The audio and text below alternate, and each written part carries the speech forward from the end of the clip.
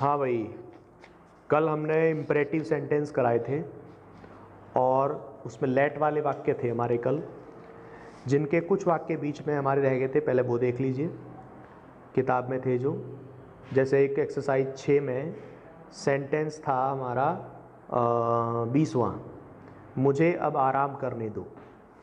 तो इसके मैंने कहा let me take rest now, इस मरीज को शांतिपूर्वक सोने दो।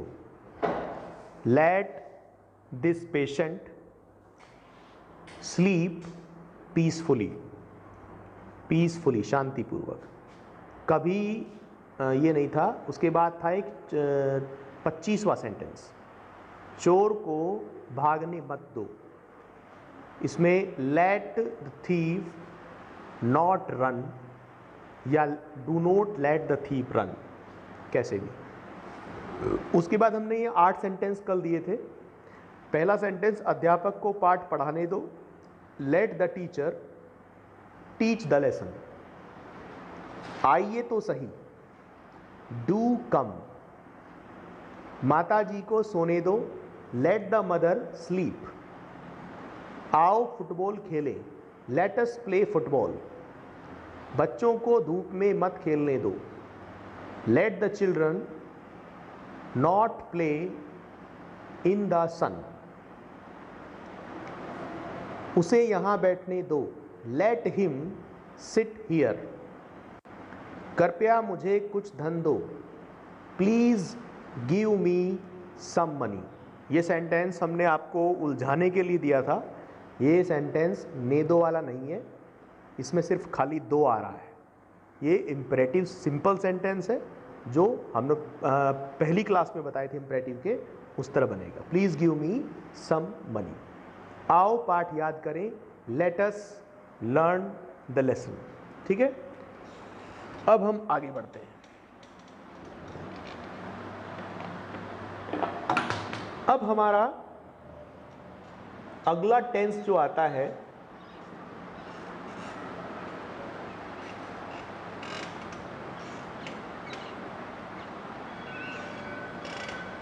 पहला tense present indefinite tense.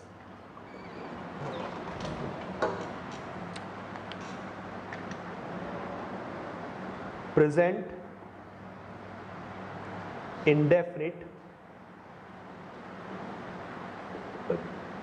Marker नहीं दूसरा कहाँ है, उठाइए जरा।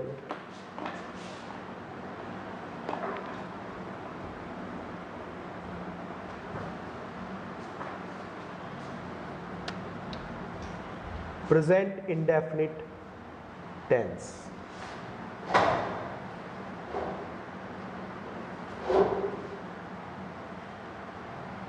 अब हमारे वो जो 5 नियम हैं, सभी बच्चे उन नियमों को भी एक पेज पे अलग लिखकर अपने सामने रखें जिस समय आप सेंटेंस बनाते हैं या समझते हैं। जब मैं क्लास आपको दे रहा हूँ उस समय भी आप उन रूल्स को अपने सामने रखें, क्योंकि अब उन नियमों का पालन काफ़ी तरीके से, पूरी तरीके से होगा। अब हमारे पास हेल्पिंग वर्ब भी होगी, मेन वर्ब भी होगी और सब्जेक्ट ऑब्जेक्ट तो सब है ही। तो प्रेजेंट इंडेफिनिट टेंस में सबसे पहली बात हम करते हैं पहचान। इस टेंस की जो पहचान है उसकी अगर बात करें तो इन वाक्यों के अंत में ता है, ते है, ती है आदि शब्द आते हैं। आराम से आप इन वाक्यों को पहचान सकते हैं। इनके अंत में ता है, ते है, ती है, इस तरह के शब्द आएंगे। वह स्कूल जाता है, तुम खाना खाते हो, बच्चे पढ़ते हैं। ठीक है, देखिए हर वाक्य के अंत में ता है, ते हैं शब्द आते हैं। ये जो ता है, ते हैं, ती है, जो वाक्य की पहचान आपको बताई जा रही है, ये पहचान जिस शब्द में जुड़ी हुई है। भाई ता है किसी शब्द में तो लगा होगा ना, खाता है, हंसता है, खेलता है। तो ये खाना, हंसना, खेलना, ये सब क्या है, मेन वर्ब हैं। मेन वर्ब की यही सबसे बड़ी पहचान होती है कि जो हमारे टेंस की पहचान है वो मेन वर्ब में ही जुड़ी होती है। मेन वर्ब से काम के होने का पता भी चलता है। कुछ मेन वर्ब ऐसी होती हैं जो एक शब्द से बनती हैं, कुछ दो शब्दों से मिलकर बनती हैं। जैसे खेलना एक शब्द है, लेकिन याद करना दो शब्द है। ठीक है, तो आपको ध्यान रखना है कि कभी सोचें कि भाई याद करता है तो केवल करता है ही वर्ब है, याद करना पूरा है, पूरी वर्ब है। तो कुछ ऐसी शब्द जो दो शब्दों से मिलकर बनती हैं, याद करना, हल करना, सहायता करना। तो ये जिस वर्ब में करना शब्द भी जुड़ा होता है, ठीक है, तो वो उनका भी ध्यान रखेंगे। तो पहचान आप कर लेंगे। उसके बाद बात आती है हेल्पिंग वर्ब, सहायक क्रिया। क्योंकि हमने आपको बताया था जब हमने वो 5 नियम आपको पढ़ाए थे, हेल्पिंग वर्ब यानी कि सहायक क्रिया, इसे हम शॉर्ट में HV, जो सूत्र हमने बताए थे उसमें HV है। तो हेल्पिंग वर्ब जो है, इस टेंस की बात करें तो इसमें 2 हेल्पिंग वर्ब हैं। डज, ये लगेगा एक वचन कर्ता के साथ, अगर कर्ता आपका एक वचन है। एक वचन कर्ता आप समझ सकते हैं कोई एक व्यक्ति को प्रकट करने वाला, कोई बॉय लिखा गया, टीचर लिखा गया, ठीक है, डॉक्टर लिखा गया, या मैन लिखा गया, या भाई किसी का नाम राम श्याम, वो भी सब एक व्यक्ति हैं। ठीक है, या प्रोनाउन की बात करें तो ही, शी, इट, ये सब एक व्यक्ति होते हैं। ठीक है, तो ये इन सब के साथ डज का प्रयोग होगा। और डू बहुवचन, ठीक है। तो लेकिन इसमें एक नोट आप ध्यान रखेंगे, क्योंकि मैंने आपको बताया था कि वो जो 5 नियम हैं, उन 5 नियम से अलग अगर कोई बात आएगी वो आपको अलग से बताई जाएगी। तो एक नोट आप ध्यान रखेंगे। वैसे तो हेल्पिंग वर्ब है इस टेंस में, डज और डू, लेकिन साधारण वाक्य में, नकारात्मक वाक्य में, सॉरी कभी नहीं वाले वाक्य,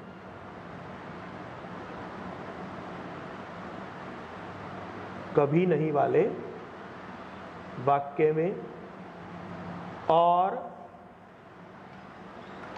कर्ता संबंधी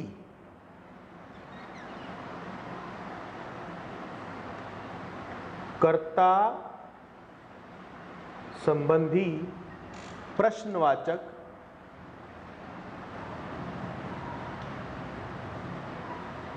शब्द वाले वाक्य।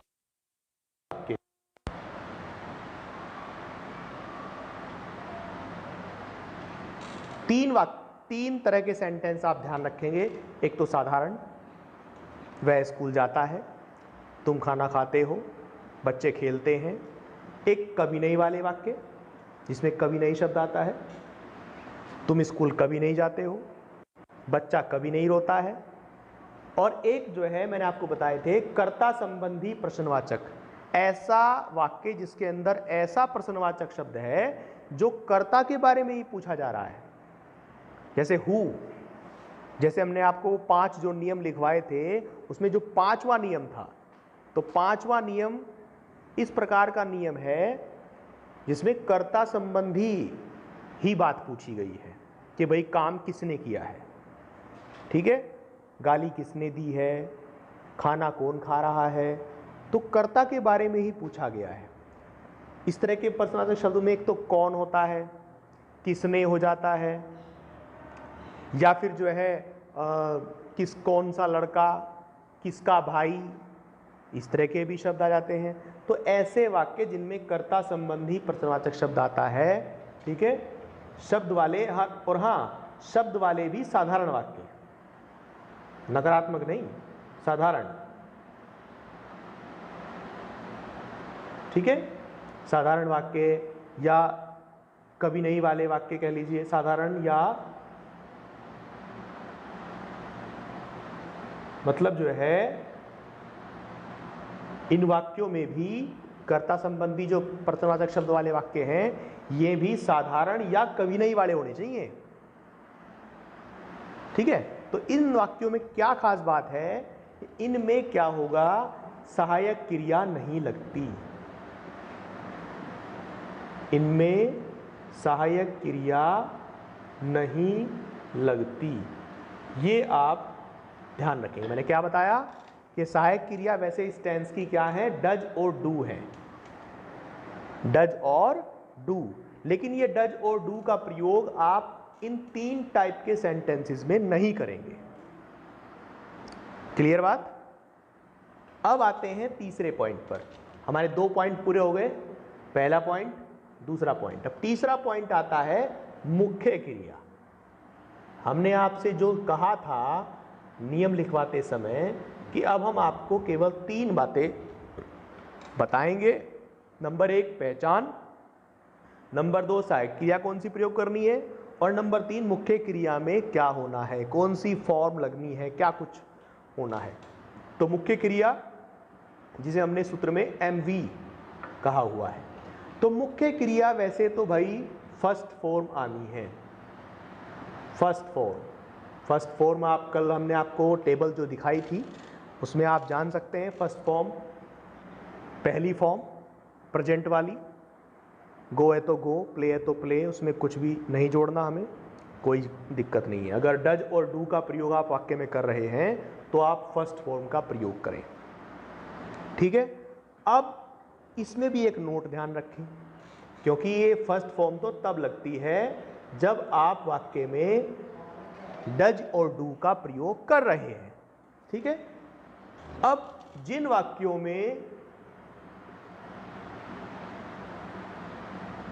वाक्यों में सहायक क्रिया यानी कि HV नहीं लगती, उनमें क्या होगा, उनमें फर्स्ट फॉर्म में उनमें एक वचनकर्ता के साथ, पहले ये लिखिए, उनमें एक वचनकर्ता के साथ, अगर कर्ता एक वचन है, साथ फर्स्ट फॉर्म में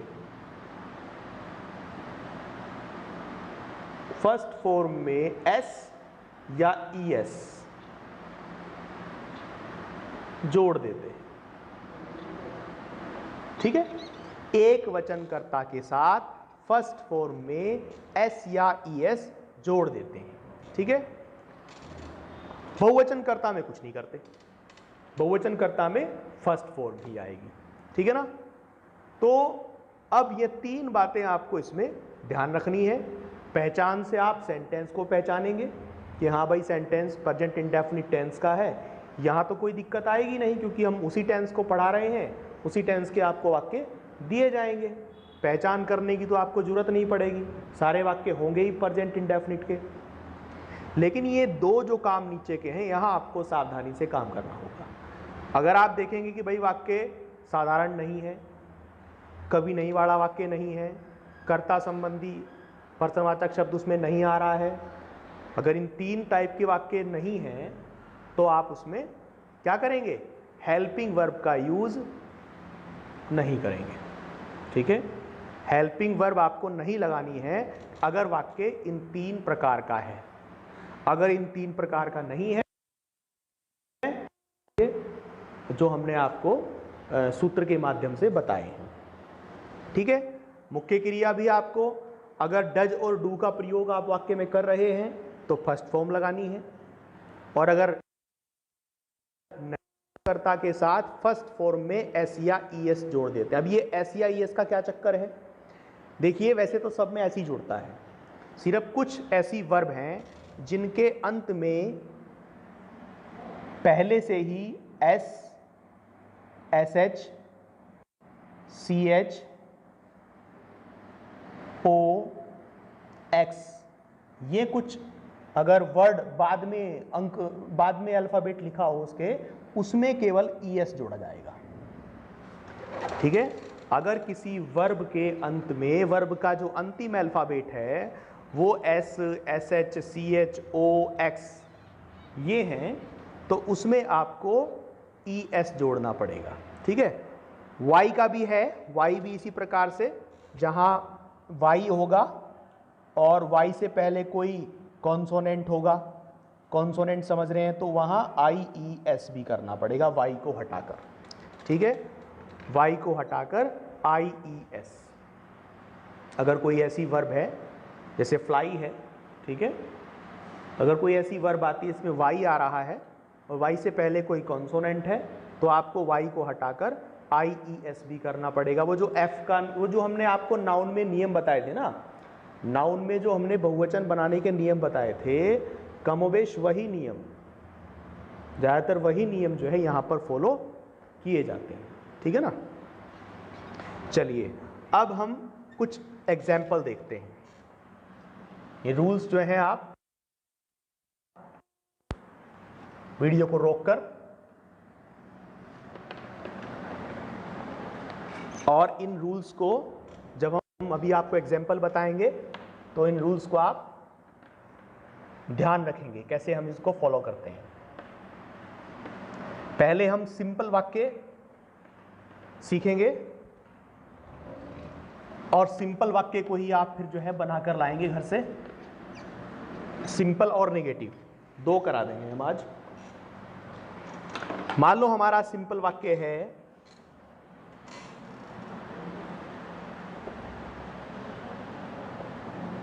अध्यापक पाठ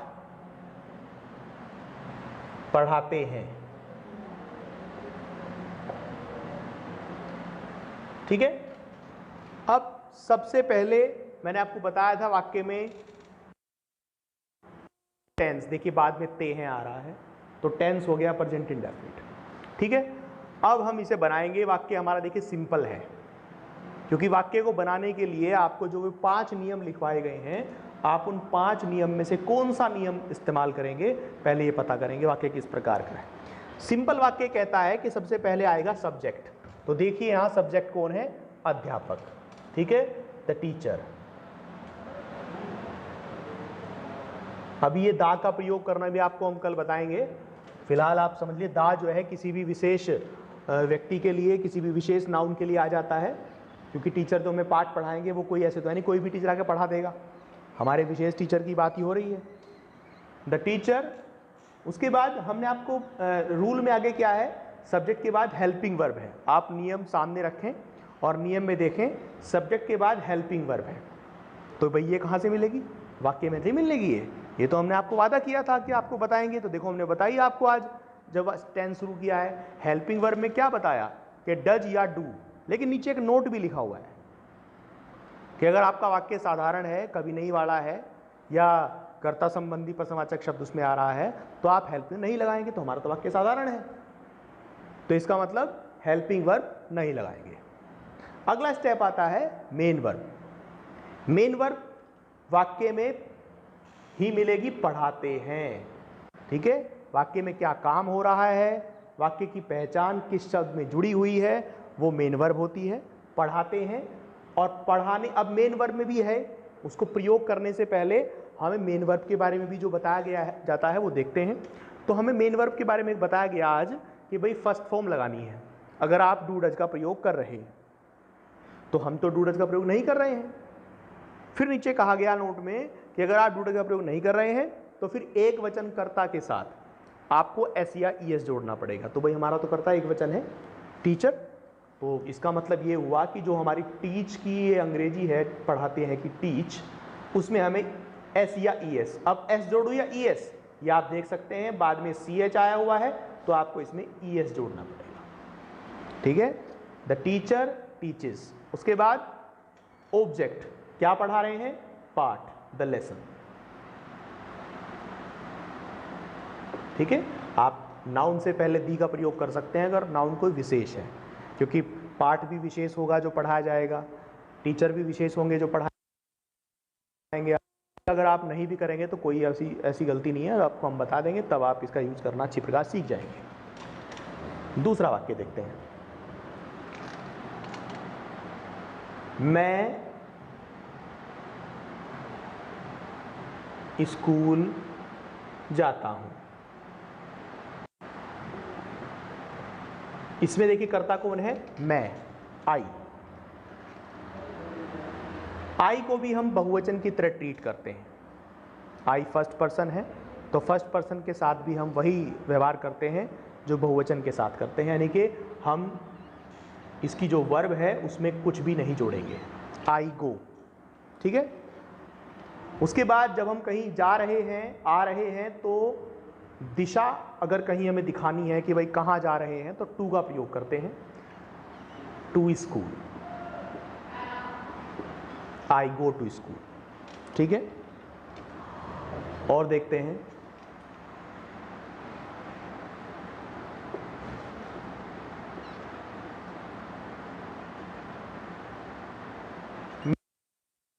मेरा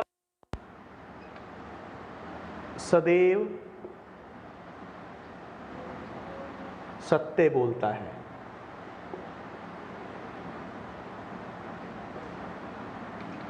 मेरा भाई सदैव सत्य बोलता है। कर्ता कौन है भाई, कौन बोल, माई फ्रेंड, नहीं माई ब्रदर, माई ब्रदर। सदैव जिस वाक्य में आएगा उसमें हेल्पिंग वर्ब के बाद सदैव लिखा जाता है, लेकिन चूंकि यहाँ हेल्पिंग तो यूज करनी नहीं है हमें, तो हेल्पिंग वर्ब जब यूज नहीं करते हैं तो बस कर्ता के तुरंत बाद ही आप सदैव की अंग्रेजी ऑलवेज लगा देंगे। ठीक है। उसके बाद बोलता है, बोलने की दो अंग्रेजी होती हैं, टेल और स्पीक। सत्य के लिए स्पीक लगाते हैं, झूठ के लिए टेल लगाते हैं। तो यहाँ स्पीक। अब ये देखिए कि भाई कर्ता कैसा है हमारा, एक वचन की, भाई की बात तो हो रही है तो इसमें एस जोड़ना पड़ेगा। My brother always speaks the truth. ठीक है।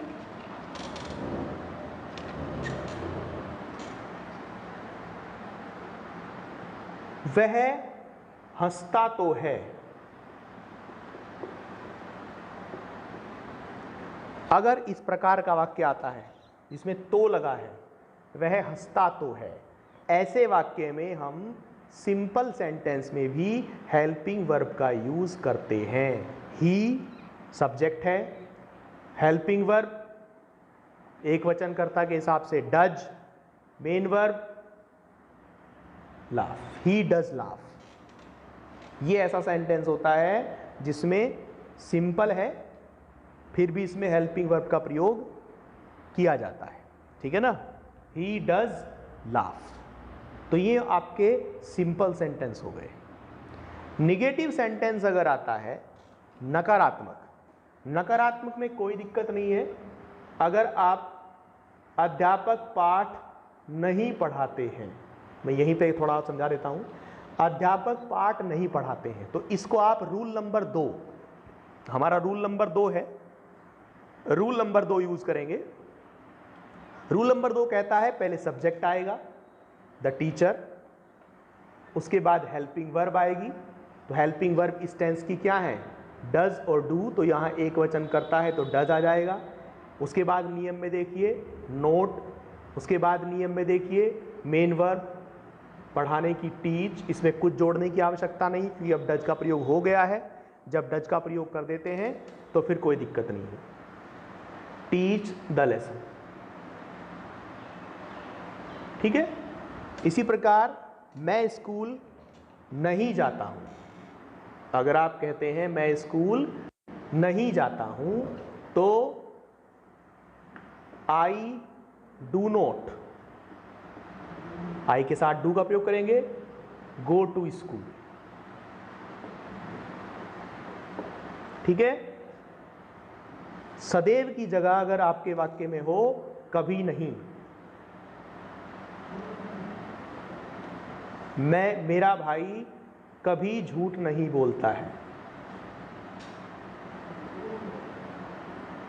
मेरा भाई कभी झूठ नहीं बोलता है, तो माई ब्रदर, क्योंकि इसमें भी आपको हेल्पिंग वर्ब का प्रयोग नहीं करना है बल्कि कर्ता के तुरंत बाद नेवर, कभी नहीं की अंग्रेजी होती है नेवर, माई ब्रदर नेवर।